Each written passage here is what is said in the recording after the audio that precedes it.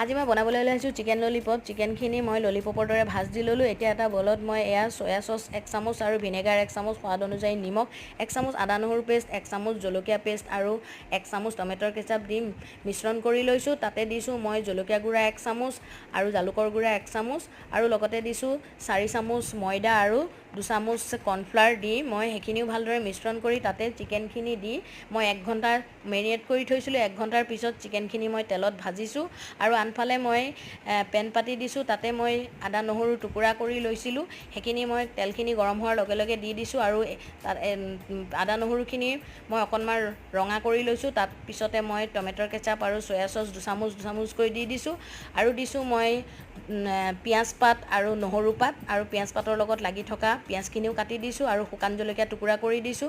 2 চামুচ কৰ্ণফ্লাৱাৰ গুলি দিছিলোঁ আৰু ভিনেগাৰো দিছোঁ আৰু সোৱাদ অনুযায়ী চেনি আৰু নিমখ দি মই সেইখিনি ভুনি লৈ চিকেন